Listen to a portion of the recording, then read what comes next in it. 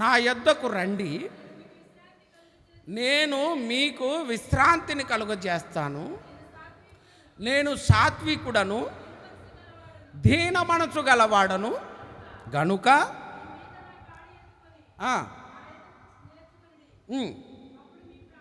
అదిగోండి అక్కడ ఏమని ఉంది? అప్పుడు ప్రాణం.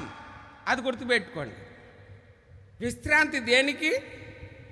చెప్పండి. విశ్రాంతి దేనికి? ప్రాణం. ప్రాణము విశ్రాంతిగా ఉండకపోతే ఆ కుటుంబమే కానీ ఆ సంఘం కానీ కొనసాగించబడదు.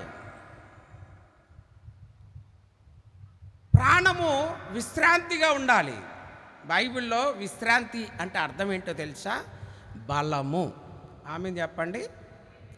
ఏంటండి విశ్రాంతి అంటే ఏంటి? బలం. 2 గంటలు నేను ప్రయాణం చేశాను.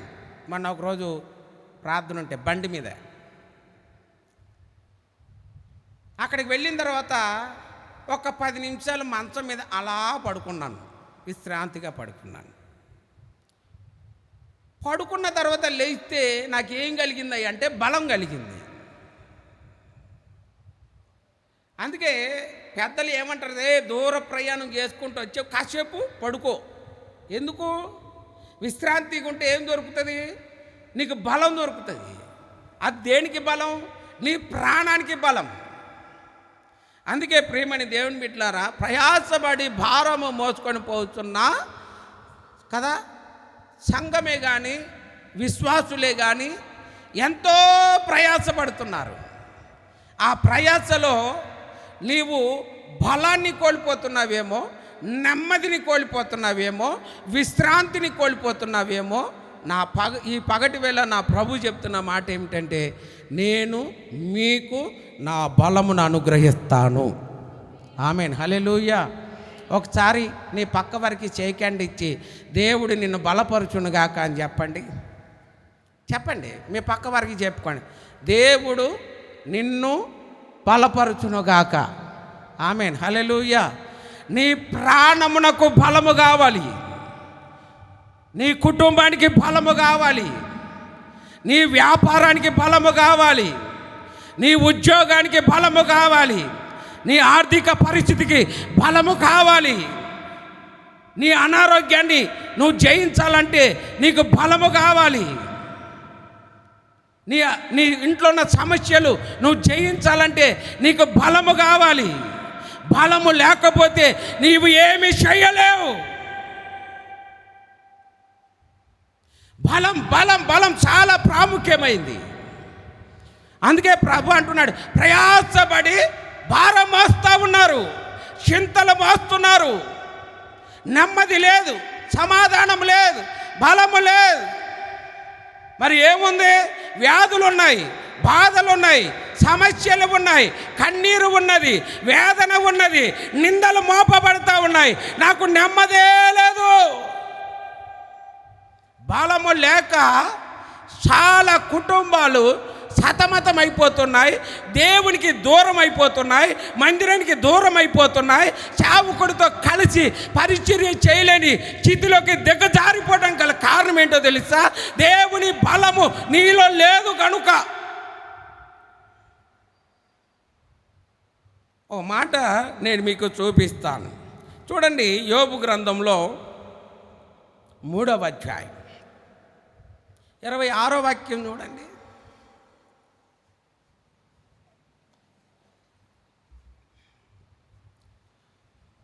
మూడు 26. నాకు నెమ్మది లేదు. ఏమండి? సుఖము లేదు. చూసారా? ఏముందట? శ్రమయే ఉన్నది. ఈరోజు కుటుంబాలలో ఇదే ఏలుబడి చేస్తుంది. ఏ ఇంట్లోకి వెళ్ళినా నెమ్మది కనబడట్లేదు, సమాధానం కనబడట్లేదు, ప్రేమ కనబడట్లేదు. మరేం కనపడుతుంది? శ్రమ శ్రమ శ్రమ. యోబు అంటున్నాడు, నాకు విశ్రాంతియే లేదు. కారణం దేనికంటే తనకు కలిగిన శ్రమలు అలాంటివి. నా ప్రియమైన దేవుని బిడ్డలారా, దేవుని మందిరానికి వస్తున్న మనము దేవుని బలము కలిగి మనం తిరిగి వెళ్ళుదుముగాక. అందరు చెప్పండి, చేతులు పైకెత్తి ఆమేన్. దేవుని బలము పొందుకొని తిరిగి వెళ్ళుదుముగాక. మన కుటుంబాలు బలము పొందుకొని తిరిగి వెళ్ళుదుముగాక. ఆత్మలో బలపరచబడును తిరిగి వెళ్ళుదుముగాక. ప్రాణములో బలము కలిగి తిరిగి వెళ్ళుదుముగాక. బలం పొందుకోవాలి. దేవుని వాక్యమును బట్టి, ప్రార్థన బట్టి, పాటల్ని బట్టి, వాయిద్యములను బట్టి మనము దేవుని మందిరంలో దేవుని బలము పొందుకొని మనం తిరిగి వెళ్ళాలి. మరి మందిరానికి వస్తున్న మనము దేవుని బలాన్ని సంపాదించుకోగలుగుతున్నామా? మందిరానికి ఎందుకు వస్తున్నావు? ఏదో పేరు, నా పేరు క్రైస్తవ పేరు, నా కులం క్రైస్తవ మతం అనే వస్తున్నావా? కాదు. మనము దేవుని మందిరానికి వచ్చేది ఎందుకో తెలుసా? దేవుని బలము పొందుకొని ఈ లోకాన్ని జయించాల్సిన వారమై ఉన్నాం. ఆమేన్. హల్లెలూయా, హల్లెలూయా. అందుకే దేవుడు ఏమండి మనకి ఆదివారపు ఆరాధన ఇచ్చాడు. చాలామంది ఏమంటారు తెలుసా? అయ్యగారు, ఒక ఆదివారం మందిరానికి వెళ్ళకపోయేసరికి నా మనసంతా ఏదోలాగా అయిపోయింది అయ్యగారు. ఏమైపోయిందమ్మా అంటే ఏదోలా అయిపోయింది అంటే అర్థం ఏంటి? ఏదో పోగొట్టుకున్నట్టు అయిపోయింది అయ్యగారు. ఈరోజు అనుభవం రావట్లేదు విశ్వాసులకి. పనుల భారమే ముఖ్యం. అందుకే ప్రియమైన దేవుని బిడ్డలారా, దేవుని బలము కావాలి. నేను మీకు విశ్రాంతిని, అది దేనికి? మీ ప్రాణమునకు. దేవునికి స్తోత్రం, హల్లెలూయా. ప్రాణము నెమ్మదిగా ఉండాలి. యోబు ఒక చోట ఏమంటాడు తెలుసా? నా మీద మోపబడుతున్న నిందలను బట్టి నేను చింతాక్రాంతుడనైతిని. హల్లెలూయా చెప్పండి. 55వ అధ్యాయం 3వ వాక్యంలో, కీర్తనల గ్రంథం 55 3వ వాక్యం.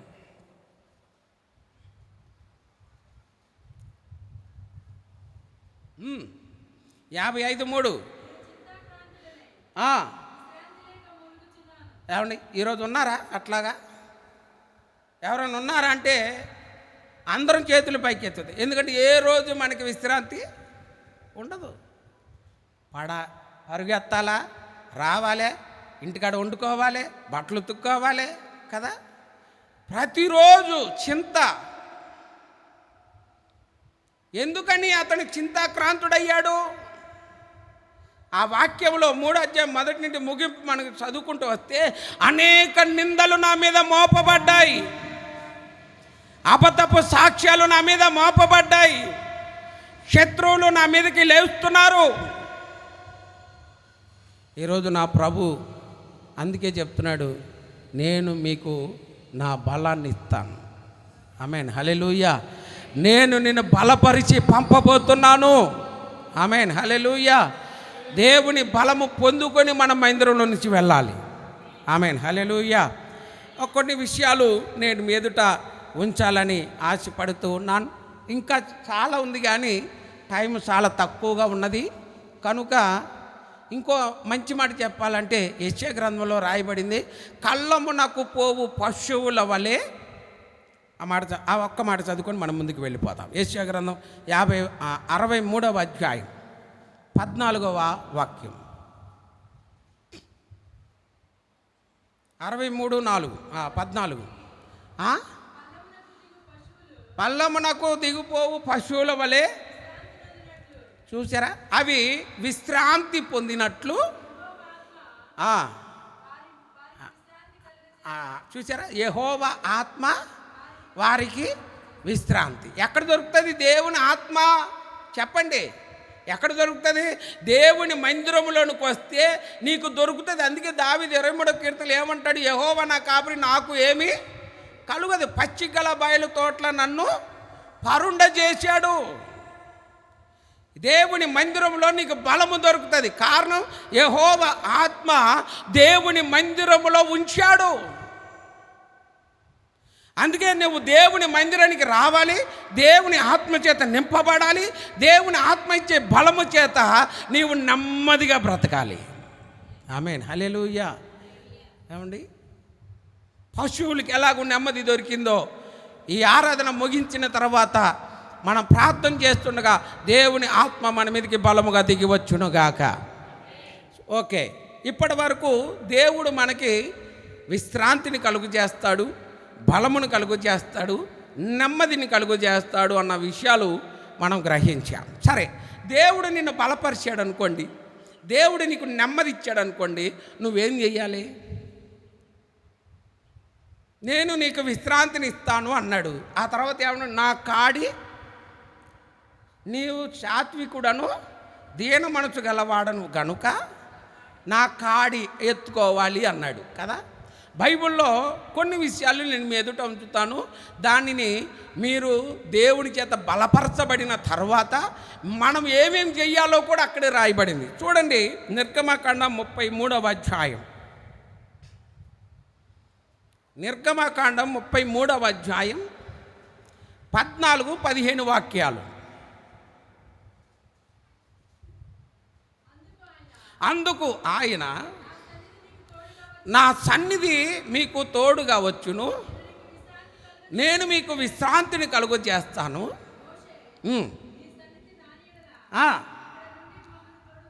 చూడండి, దేవుడు అంటున్నా, నా సన్నిధి నీకు తోడుగా వస్తుంది బాబు, నేను మిమ్మల్ని బలపరుస్తాను. అప్పుడు మోసే ఏమన్నాడు తెలుసా? నీ సన్నిధి ఒకవేళ మమ్మల్ని బలపరచకపోతే ఇక్కడ నుండి మమ్మల్ని బయటికి పోనీయకు. అసలు ఏం జరిగింది? 32వ అధ్యాయంలో మనం చూస్తే, అదే 32, 33 అధ్యాయాలు చదివితే, మోసే సినాయి కొండ మీదకి వెళ్ళాడు. కొండ దిగేసరికి ఏం జరుగుతూ ఉంది? ఒక దూడ బొమ్మను తయారు చేసుకున్నారు, విగ్రహారాధన చేస్తూ ఉన్నారు. వర్షవాయి తప్పిపోయి తండ్రి కొడుకు భార్య ఏమీ లేదు, అన్నీ తప్పిపోయి వారు పాపం చేస్తూ ఉంటే మోసేకి కోపం వచ్చి పలకలు విసిరేశాడు. పలకలు ఎప్పుడైతే విసిరేసాడో భూమి చీల్చబడింది. భూమి ఎప్పుడైతే చీల్చబడిందో అందులో దాదాపు 3000 మందికి చనిపోయినట్లుగా వాక్యంలో రాయబడింది. ఇది జరిగిన తర్వాత ఇక్కడ మోసే మాట్లాడుతున్నాడు, నీ సన్నిధి నాతో రాని ఎడల. ఎందుకన్నాడు ఈ మాట అంటే, దేవునికి కోపం వచ్చింది. దేవుడు అన్నాడు మోసేతో, నేను రాను, నాకు అవసరం లేదు ఈ ప్రజలు. వింటున్నారా? నాకు అవసరం లేదు ఈ ప్రజలు అని మోసేతో దేవుడు మాట్లాడుతుంటే మోసే అంటున్నాడు, అయ్యా అలా కాదయ్యా, నీ మనసు అట్లాంటిది కాదయ్యా, వారు ఎవరో తెలుసా? నీ పేరు పెట్టబడిన ప్రజలు, నువ్వు అంత కోపం తెచ్చుకోవద్దు. చూసారా, దేవుని బతులాడుకుంటున్నాడు. కానీ దేవుడికి మాత్రం కోపం బాగా ఉంది. ఎందుకో తెలుసా? అక్కడ పాపం ఎక్కువైపోయింది. ఆరాధన లేదు, స్తుతులు స్తోత్రాలు లేవు. ఒక దూడ బొమ్మను తయారు చేసుకుని ఇష్టమట్టినట్లు ప్రవర్తిస్తుంటే దేవుని కోపం విస్తవిడిగా పెరిగిపోయి అసలు మాట లెక్క చేయకుండా ఉంటే మోసేకి కోపం వచ్చి ఏమన్నాడు తెలుసా? సరే నీ ఇష్టం, నువ్వు కనాను దేశానికి పంపిస్తానని వాగ్దానం చేసావు కదా, ఇప్పుడే వీళ్ళని చంపేస్తావు నువ్వు. సరే చంపు, రేపు రాబోయే తరము నీ గురించి ఏమనుకోవాలి? నువ్వు అబద్ధికుడు అనుకోవాలా? నిన్ను కోపించి అనుకోవాలా అని మోసే దేవుని ఎదుట పోరాడుతూ ఉన్నప్పుడు దేవుని తన కోపాన్ని తగ్గించుకున్నాడు. ఆమేన్, హల్లెలూయా. దేవుడు తన కోపాన్ని తగ్గించుకొని ఏమంటున్నాడంటే, నా సన్నిధి మీకు తోడుగా వచ్చును. ఆమేన్, హల్లెలూయా. నా సన్నిధి మీకు తోడుగా వచ్చును, నేను మిమ్ములను బలపరిచి విశ్రాంతిలోకి నడిపించి నెమ్మదిగా ఉంచి మిమ్మల్ని కనాను దేశానికి నేను నడిపిస్తాను. ఆమేన్, హల్లెలూయా. ఈరోజు సంఘము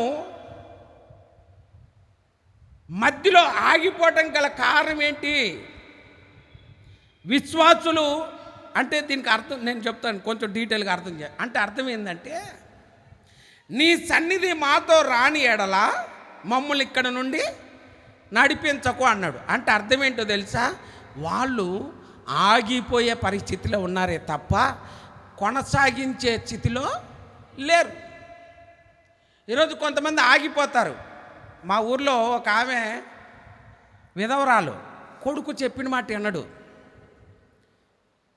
నాకు తెలియదు, మొత్తానికి ఒక స్థలం కొనుక్కుంది. కొన్న తర్వాత పునాది వేశారు.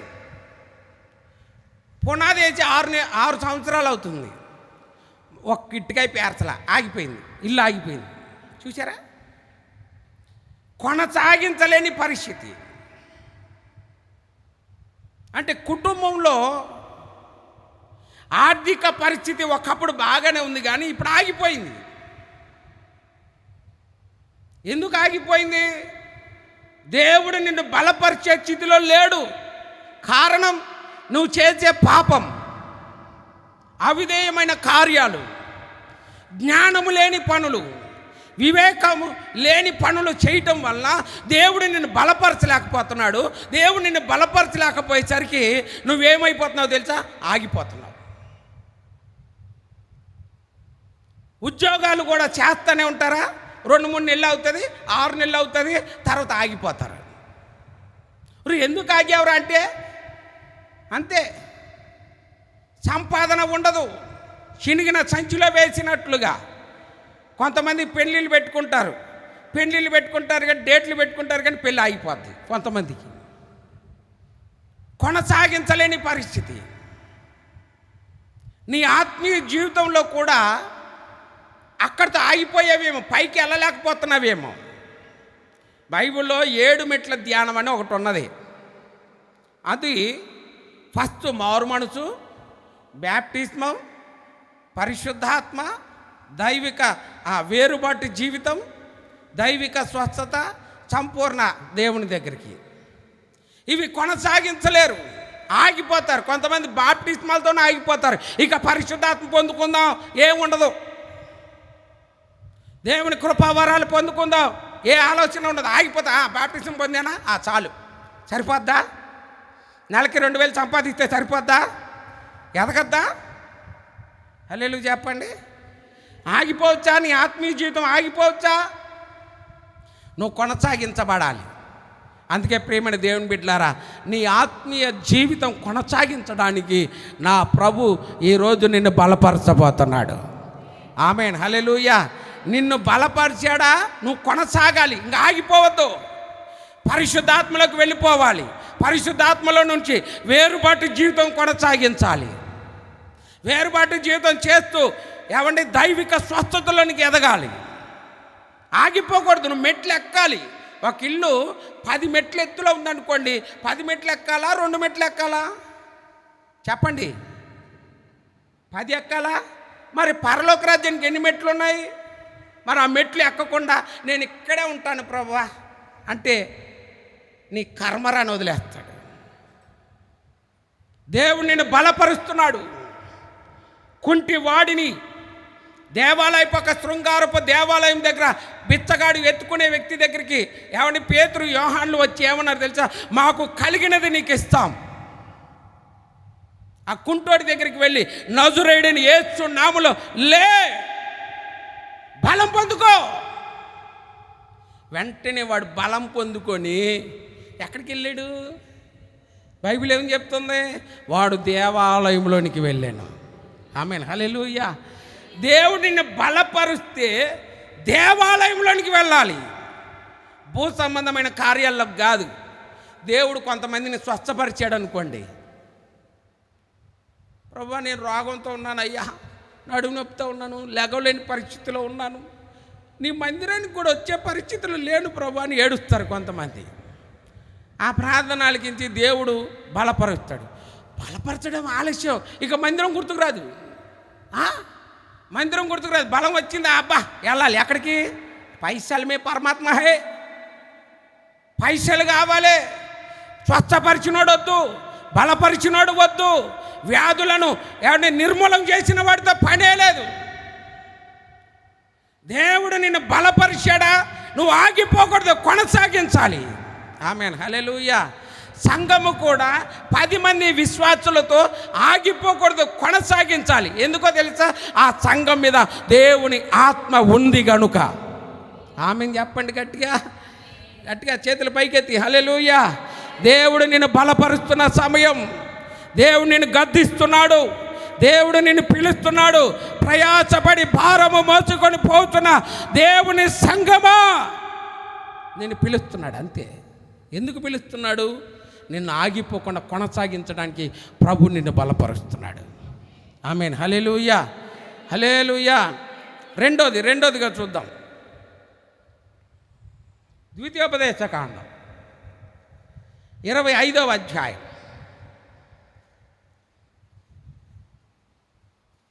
19వ వాక్యం.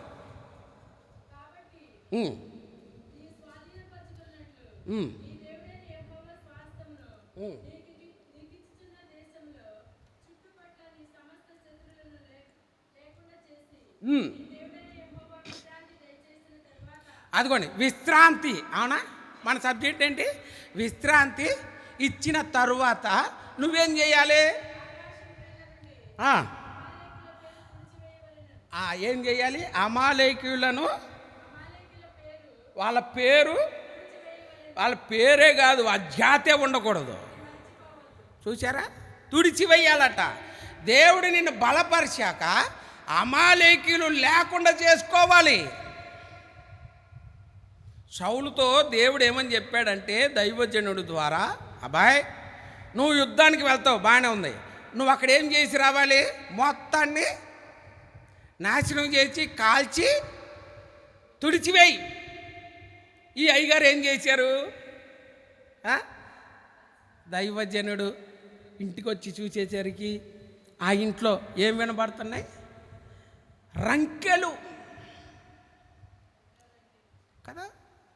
దేవుడు చెప్పేది ఒకటి, మనం చేసేది కదా. దేవుడు ఏమన్నాడు? అమాలేకులు పేరే లేకుండా నువ్వేం చేయాలి? తుడిచివేయాలి. అంటే అర్థం ఏంటో తెలుసా? అమాలేకీయులు అంటే అన్య స్వభావం. ఏంటిది చెప్పండి? ఏ స్వభావం? అన్యుల స్వభావం. అన్యులు కాదు, అన్యుల యొక్క స్వభావం. అన్యుల్ని ప్రేమించాలి, వారి స్వభావాల్ని మనం ద్వేషించాలి. అర్థమవుతుందండి? శత్రువులను ప్రేమించాలి, కానీ శత్రువులను ద్వేషించద్దు. వారిలో ఉన్న స్వభావాన్ని మనం ఏం చేయాలి? ద్వేషించాలి. చూడండి, ఆ మాట కూడా ఉంటుంది. సంఖ్యాకాండం 24వ అధ్యాయం 20వ వాక్యం.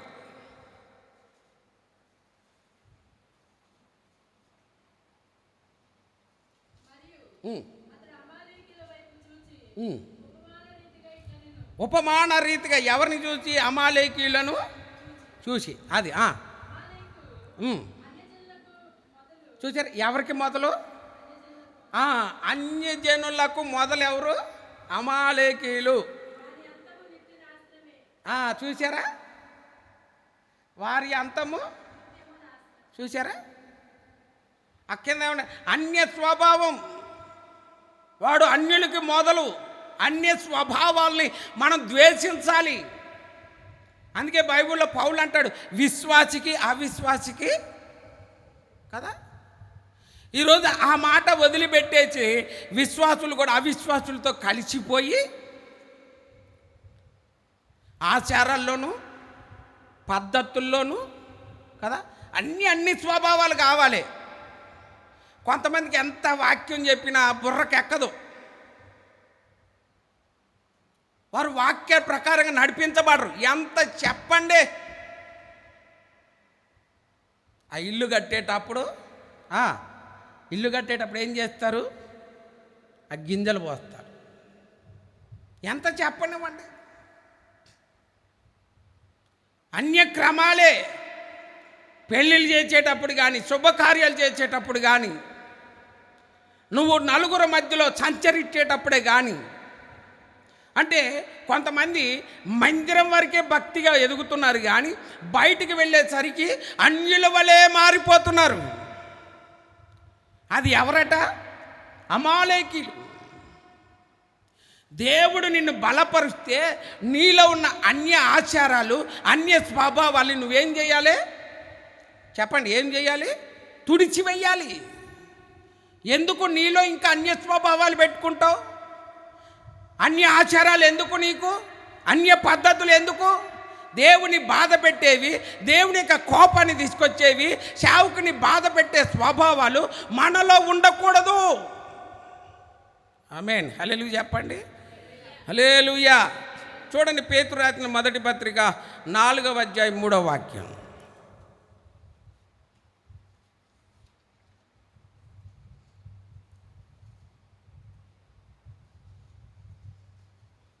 నాలుగవ అధ్యాయం 3వ వాక్యం. పేతురు రాసిన మొదటి పత్రిక. పోకిరి చేష్టలైనను, దురాశలు, మద్యపానము,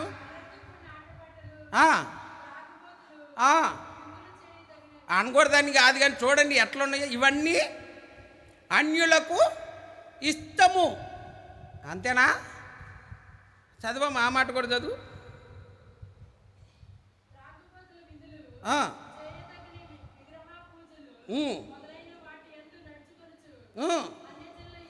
చూడు, అన్యజనుల ఇష్టం. ఏంటి వాళ్ళ ఇష్టం? పోకిరి చేష్టలు, దురాశలు, వ్యభిచారము, మద్యపానీయము కదా. ఇవన్నీ అన్య స్వభావాలు. మందిరానికి వస్తున్న అనకూడదని కాదు, అని చాలామంది సేవకులకి తెలియకుండా చాలామంది యవనస్తులు ఏం చేస్తుండో తెలుసా? ఇంటికి కూడా బీరు తాగినట్టు కూడా కనపడకూడదు. ఏంటి? బీర్లు తాగేస్తున్నారు విశ్వాసులే. మరి కొంతమంది మందిరానికి వస్తారు, భక్తులుగా ఎదుగుతారు, ఈ నోట్లో ఇది వేసుకొని చెప్పండి, చెడు అలవాట్లు. ఇంకా మందిరానికి వస్తున్న ఇంకా చెడు అలవాట్లు. మరి రోగాలు రాకపోతే ఇంకేం చేస్తాయి? ఇవన్నీ ఎవరికి ఇస్తామంట? అన్యులకు ఇస్తాం. అందుకని దేవుడు ఏమన్నాడు తెలుసా? అన్యుడు అనబడే అమాలేకీయుడు నీలో ఉండకుండా నువ్వేం చేయాలి? తుడిచివేయాలి. ఎందుకు? దేవుడు నిన్ను బలపరుస్తున్నాడు కాబట్టి. ఆమేన్. హల్లెలూయా. దేవుడు నిన్ను బలపరిచినప్పుడు నువ్వు ఏం చేయాలి? బలం లేనోడు ఒంటి మీద ఈగ కూడా దులుపుకోలేడండి. అర్థమవుతుందా? బలహీనుడు ఒంటి మీద ఈగ దులుపుకోలేడు. ఎవడైనా వచ్చి ఆ ఈగను దులిపితే తప్ప పోదు. కానీ నా దేవుడు ఈరోజు మందిరానికి వచ్చిన మిమ్మల్ని అందరినీ నా ప్రభు మిమ్మల్ని బలపరచునుగాక. ఆమేన్. హల్లెలూయా. మనలో ఉన్న చెడు, మనలో ఉన్న అన్యుల ఇష్టం, పోకిరి చేష్టలు, ఇంకా అనేకమైన కార్యాలను మనము తుడిచివేయుదుముగాక. ఆమేన్ చెప్పండి గట్టిగా. హల్లెలూయా. అర్థమవుతుందా?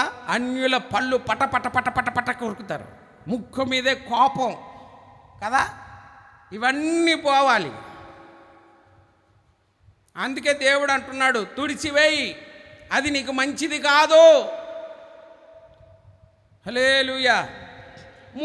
మూడోదిగా చూద్దాం. దేవుడు ఒక వ్యక్తిని బలపరిస్తే మనం ఏం చెయ్యాలో చూడండి. జెఫన్యా గ్రంథం 3వ అధ్యాయము 13వ వాక్యం.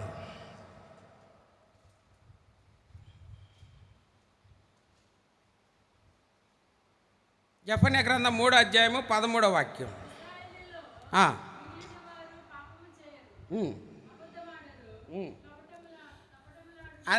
అది చాలా జాగ్రత్తగా మనం గమనించాలి. వారు అబద్ధము ఆడరు, వారు కపటపు మాటలు ఉండదు, వారు ఎవరికి అందుకే మన పాడతాం, నీ తోడు నాకుంటే అంతే చాలయ్యా, నీ బలము నాకుంటే భయమే లేదయ్యా కదా. వాడు ఎవరికి భయము లేకుండా, అదిగోండి, బలము గలవాడై, విశ్రాంతి గలవాడై అన్నపానములు పుచ్చుకుంటాడు. హల్లెలూయా చెప్పండి. వినండి, ఇక్కడ అన్నపానము అంటే అర్థం ఏంటో తెలుసా? ప్రభు యొక్క రక్తము, శరీరం. దేవుని యొక్క రక్తము, ఆ శరీరాన్ని మనం ప్రతి నెల మనం తీసుకుంటాం, భుజిస్తాం. భుజించేటప్పుడు ప్రభు నిన్ను బలపరుస్తున్నాడు కాబట్టి నువ్వేం చేయాలి? అబద్ధాలు ఆడకూడదు. రెండోది కపటపు మాటలు కదా, సంఘంలో ఇవి పోవాలి. ఏంటి? అబద్ధాలు. సంఘంలో ఎక్కువగా ఏలుబడి చేసేది ఏంటో తెలుసా? అబద్ధాలే. అన్నావు కదా అని అంటే, నేనెక్కడన్నా? కపటపు మాటలు. ఏమి గురించి వాళ్ళ దగ్గర, వాళ్ళ గురించి వీళ్ళ గురించి. నీకెందుకు, మనకెందుకు? అవసరమా చెప్పండి? అలా చెప్పి అలా చేసి మనం ఏం సాధించగలుగుతున్నాం? ప్రయోజనం ఏం లేదు. మనం ఏది విత్తుతామో అదే కోస్తాం. కపటపు మాటలు, అబద్ధాలు మనం విత్తరాదు. దేవుని యొక్క రక్తమును శరీరం పుచ్చుకునేటప్పుడు దేవుడు మనం బలపరుస్తున్నాడు కాబట్టి వాటిని మనం జయించాలి. ఆయన రక్తము శరీరంను తీసుకుంటున్నాం కాబట్టి పరిశుద్ధంగా మనం తీసుకోవాలి. ఇంకొక విషయం చెప్పనండి, బైబిల్లో ఈ మాట చెప్పాలి అని అంటే, ఇది కేవలం పరసంబంధమైన ఆ రక్తము శరీరం మాత్రమే కాదు, కానీ భూ సంబంధంగా కూడా ఏమండి, దేవుడు మనకిచ్చిన బలమును బట్టి సంపాదించుకోవాలి. ఆమేన్ చెప్పండి. హల్లెలూయా. చూడండి, తెస్సలోనికి రాసిన 2వ పత్రిక 3వ అధ్యాయం 10వ వాక్యం.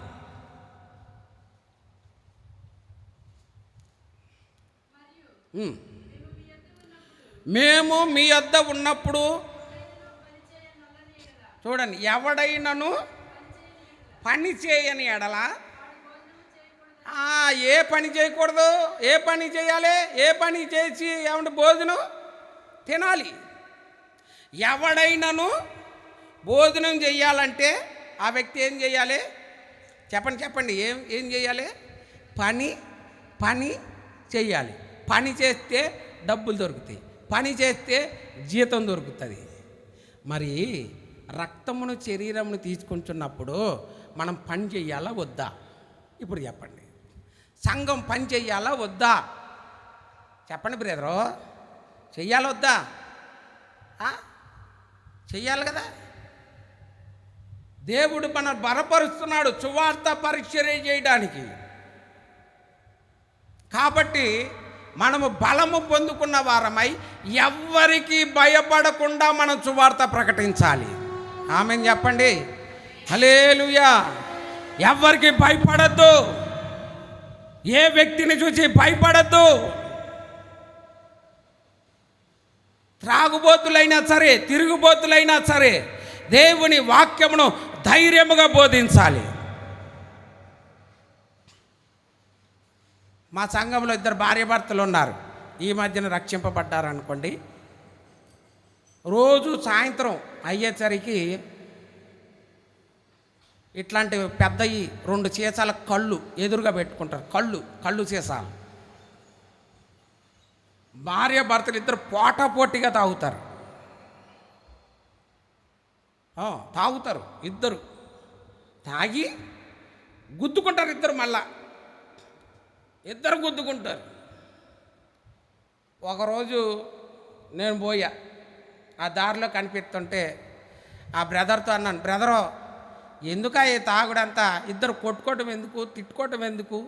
నీ భార్య కొట్టుకొని మళ్ళీ ఇంకో చోటుకి వెళ్తాం ఎందుకు? నువ్వెందుకు ఇట్లా బాధపడతాం ఎందుకు? తాగుడంతా మానొచ్చు కదా అని అంటే, అయ్యగారు ఏం చెప్పాలి అయ్యగారు, మాకు బలహీనతలు ఎక్కువ ఉన్నాయండి అన్నాడు. ఒకరోజు ఏమండి ఆ వ్యక్తి దగ్గరికి మళ్ళా సమయం దొరికినప్పుడు ఆ వ్యక్తి దగ్గరికి వెళ్ళి, బ్రదర్ చక్కగా ఉండండి బ్రదర్ అని మళ్ళా చెప్పినప్పుడు అప్పుడు ఆ వ్యక్తి ఏమన్నాడు తెలుసా? మా కొరకు ప్రార్థన చేయండి అయ్యగారు అన్నారు. దేవునికి స్తోత్రం. హల్లెలూయా. ఎప్పుడైతే ఆ మాట అన్నాడో ఆ వ్యక్తి తాగిన వ్యక్తినే కౌగిలించుకొని అక్కడే దేవుడు నిన్ను దీవించునుగాక అన్నాను. తాగిన వ్యక్తినే కంపులో కూడా కౌగిలించుకొని ఆ దేవుడిని దీవించునుగాక అన్న. ఈరోజు ఆ కుటుంబం మందిరంలో స్థిరపరచబడింది. దేవుని పని చేయగలిగితేనే మనకి భోజనం. సువార్త పని చెయ్యాలి, మనం విసుక్కోకూడదు. యేసు ప్రభు అందుకే ఏమండి గొప్ప కార్యాలు చేయగలిగినాడు. మనం ఆయన చేసినది చేయకపోయినా కనీసం సంఘాన్ని బలపరుచుకోవాలి కదండి. దేవునిని బలపరుస్తున్నప్పుడు అన్నపానములు సంపాది ఈ లోకమందు కూడా ఏమండి అమెరికాలో అయితే 18 ఏళ్ళు రాగానే తల్లిదండ్రులు అన్నం పెడతాం మానేస్తారట. ఎందుకయ్యానంటే ఆ 18 ఏళ్ళకే వాళ్ళు సంపాదించుకొచ్చుకొని ఇంటికి వచ్చి ఆ డబ్బులు తల్లిదండ్రులకి ఇస్తే అంత అన్నం పెడతారట. ఇప్పుడు 30 ఏళ్ళు వచ్చినా కానీ ఇంటికాడ కూర్చొని చెడిపడి తినేవాళ్ళు ఎక్కువ ఉన్నారు. 30 ఏళ్ళు వచ్చినా తల్లిదండ్రుల మీదే భారం కలిగి తినేటోళ్ళు ఎక్కువ ఉన్నారు. పని చేయడం చేత కాదు, ఒళ్ళు బద్ధకం, దేవుడిచ్చిన బలాన్ని వ్యర్థం చేసుకుంటున్నారు. ప్రియమైన దేవుని బిడ్డలారా, దేవుని పని చేయండి, భూమి మీద పని చేయండి, చక్కగా దేవుని భోజనం తినండి, శారీరక భోజనం తినండి, దేవుని పని జరిగించండి. దేవుడు మిమ్మల్ని దీవించునుగాక. చివరికి ఒక్క మాట చెప్పి నేను ముగిస్తాను. ద్వితీయోపదేశ కాండం 12వ అధ్యాయం 10-11 వాక్యాలు.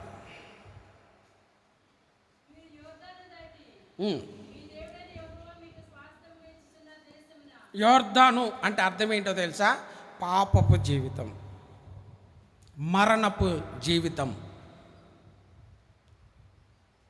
ఇంకా చెప్పాలంటే పాపం వలన వచ్చే జీతము మరణం. అదే యోర్దాన్ అంటే. యోర్దాన్లో ఏ మంచి ఉండదండి. యోర్దాని నది ఏమండి మన మందిరానికి ఆనుకుని ఉంటుంది కాలువ, అన్ని డ్రైనేజీలు కలిసి వచ్చే కాలువ యోర్దాన్ అంటే.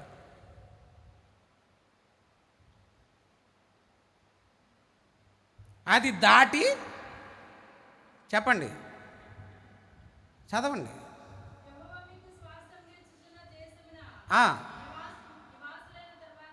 చూసా, దేవుడు మనకి స్వాస్థ్యము ఇచ్చిన తర్వాత నీ శత్రువులందరినీ చూసారా, నీ శత్రువులందరినీ నీ ఎదుట లేకుండా చేసి నీకు బలమునిచ్చి నీకు విశ్రాంతినిచ్చిన తరువాత, నీకు నెమ్మది ఇచ్చిన తర్వాత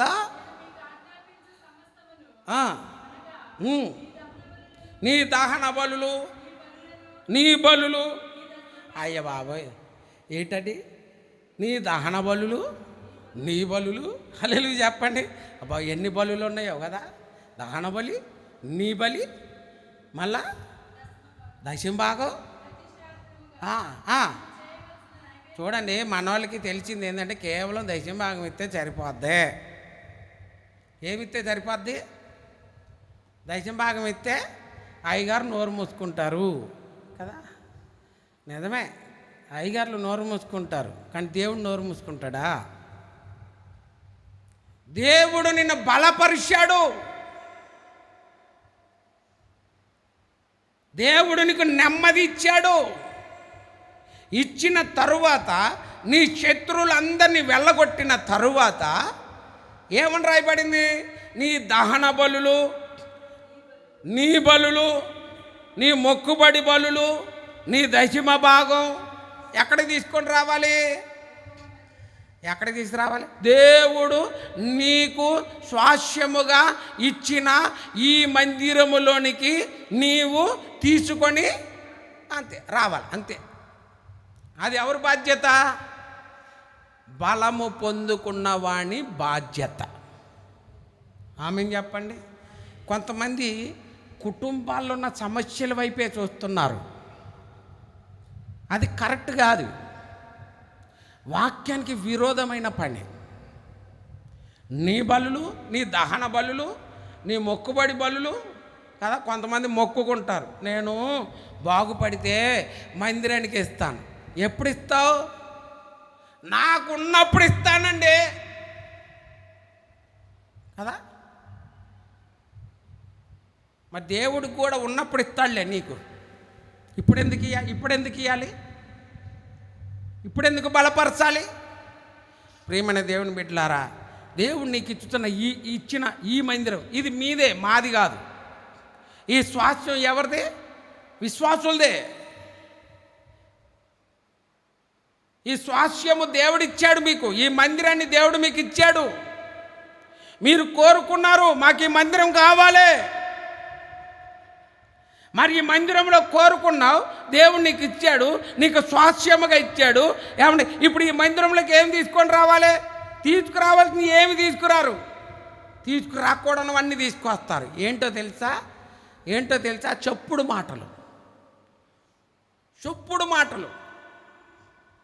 ఈ చెవి ఎంత పనికిమాలిదంటే అంత పనికిమాలింది. వినవలసిన మాటలు వినదు, వినకూడని మాటలు వినేసి హృదయంలో భద్రపరుచుకొని అది మందిరంలోకి మోసుకొని వచ్చి ఇక్కడ విప్పుతారు.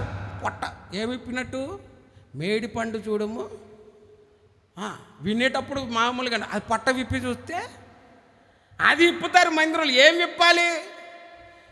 నీ దహన బలులే, నీ మొక్కుబడి ఏది? ఎందుకు తీసుకొని రావాలి?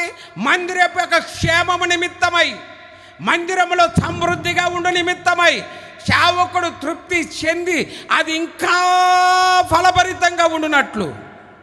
పౌలు గారు ఏమంటారంటే, మీరు ఇచ్చిన కానుకలు మాకు ఎంతో ఎక్కువైపోయినాయి. ఏం చేయాలి? మందిరాన్ని బాగు చేసుకోవాలి. మందిరాన్ని ఇంకా దేవునికి ప్రతిష్ఠ చేసుకోవాలి. దేవుని పని జరిగించడానికి. ఈరోజు నువ్వు తేగలుగుతున్నావా? నీ జీతం రాగానే నీ తల్లిదండ్రులకు, శరీర సంబంధమైన తల్లిదండ్రులకు నీవు జీతం ఇచ్చినట్లుగా మరి నీ ఆత్మీయ తల్లిదండ్రులైన నీ సేవకుడికి నువ్వు దశమ భాగం తీసుకురావాలి కదా. ఆ తల్లిదండ్రులు నీకు ముఖ్యమైనప్పుడు ఆత్మలో ఉన్న తల్లిదండ్రులు నీకు ఎందుకు ముఖ్యం కావట్లేదు? అర్థమవుతుందండి? ఈ తల్లిదండ్రులేమో మంచిగా బిల్డింగులు కట్టుకోవాలి, ఈ సేవకుడేమో గుడిసెలో కూర్చోవాలి. దేవుడు చెప్పిన పని మనం చేస్తే దేవుడు తప్పకుండా మనల్ని ఉన్నతమైన స్థాయిలోకి తీసుకొని వెళ్తాడు. ఆమేన్, హల్లెలూయా. దేవుని మందిరములోనికి నీవు అనుకున్నవన్నీ తీసుకొని రావాలి. కష్టమో నష్టమో, నాకు ఇప్పుడు కుదరదండి, నాకు బాగోలేదండి, ఇవన్నీ కుదరవు. నిన్ను ఎవడు అనుకోమన్నాడు? అన్న ఏమనుకుంది? నాకు ఒక్క కొడుకుని, ఆ ఒక్క కొడుకుని ఇచ్చేస్తానండి. ఇచ్చిందా? ఇవ్వలేదా? చెప్పండి. మనం ఎందుకు ఇవ్వలేకపోతున్నాం? అందుకే ప్రియమైన దేవుని బిడ్డలారా, దేవుడు నిన్ను బలపరిస్తే నువ్వు తప్పకుండా, అంటే నీకు ఉద్యోగం ఇచ్చినా, నీకు తినడానికి 5,000 నీ నోట్లోకి వెళ్తున్నాయి అని అంటే అది దేవుడిచ్చిన నీకు బలం. కొంతమందికి 5,000 కూడా నోట్లోకి వెళ్తలేదండి. రోడ్డు మీద దిక్కుమాలి చావులు చేస్తున్నారు. మనకైతే దేవుడు ఉన్నతమైన సహాయం చేస్తూ ఉన్నాడు. ఆమేన్, హల్లెలూయా. కనుక మనం దేవుని పరిచర్య చేద్దాం, సంఘానికి ఆదరణగా ఉందాం, సంఘానికి దీవెనకరంగా ఉందాం. ప్రభు అంటున్నాడు, ప్రయాసపడి భారము మోసుకొని పోతున్నా దేవుని ప్రజలారా నా యొద్దకు రండి, నేను మీకు విశ్రాంతిని, బలమునిస్తాను. అది కేవలం బలం కాదు, నీ ప్రాణమునకు బలమునిస్తాను. ఆమేన్, హల్లెలూయా. నీ శరీరానికి బలమునిస్తాను, నీ ఆత్మకు బలమునిస్తాను, నీ ఉద్యోగాలకి దేవుడు బలమిస్తాడు, నీ సంపాదనకి బలమిస్తాడు, నీ ఆలోచనకి బలమునిస్తాడు, నీ మాటకి బలమునిస్తాడు. నువ్వేం చేయాలి? దేవుని పని జరిగించాలి. నువ్వు కొనసాగించబడాలి, ఆగిపోకూడదు. దేవుని మందిరానికి సమృద్ధిగా నీ వంతు నీవు సహకారం చేయాలి. దేవుడి కొద్ది మాటలు దీవించునుగాక. ఆమేన్. అందరూ లేచి నిలబడదామా? కొద్ది నిమిషాలు దేవుని సన్నిధిలో విరిగి నలిగిన మనసుతో మనం ప్రభు సన్నిధిలో ప్రార్థన చేద్దాం. ప్రభువా, నన్ను బలపరుచయ్యా, నన్ను బలపరచువాని యందు నేను సమస్తము చేయగలనని పౌలు గారు అన్నట్లుగా ఈరోజు నా ప్రాణమును బలపరచయ్యా. నేను నీ పని చేస్తాను, సువార్త పని చేస్తాను, మందిరపు పని చేస్తాను. చేతులు పైకెత్తి ఒక తీర్మానం చేసుకోవాలి. మోగోళ్ళకి వలె మనం ప్రార్థన చేయవద్దు. నీ మనసు తెరవబడాలి, నీ ఆలోచనలు తెరవబడాలి. నీ జీవితంలో నెమ్మది లేదేమో. యోబు గారు అంటున్నారు, నాకు విశ్రాంతే లేదు, నాకు సుఖము లేదు, నాకు నెమ్మది లేదు, నాకు శ్రమయే కలుగుతున్నది. ఈరోజు మీ జీవితాల్లో శ్రమలలో, నిందల్లో, అవమానాల్లో సతమతమైపోతున్నారా? నా దేవుని ప్రజలారా, ఈరోజు దేవుడు మీ కుటుంబాల్లో బలమును కలుగ చేయబోతున్నాడు, నెమ్మది కలుగ చేయబోతున్నాడు, సమాధానము కలుగ చేయబోతున్నాడు. ఉన్నతమైన సహాయము చేత దేవుడు నిన్ను బలపరచబోతున్నాడు. ఓ తీర్మానం చేసుకో, తీర్మానం చేసుకో. హల్లెలూయా, హల్లెలూయా, హల్లెలూయా, హల్లెలూయా. తీర్మానం చేసుకొని, ప్రభువా నన్ను బలపరిస్తే నేను ఏమైనా చేస్తానయ్యా. ఎవని యందు నేను భయం లేకుండా నేను సువార్త ప్రకటన చేస్తాను, నేను సువార్త ప్రకటిస్తాను. నా వల్ల సాధ్యమైనంత వరకు నేను ఆత్మల్ని సంపాదిస్తాను. ఆత్మల్ని సంపాదించగలిగిన బలము నాకు కావాలి.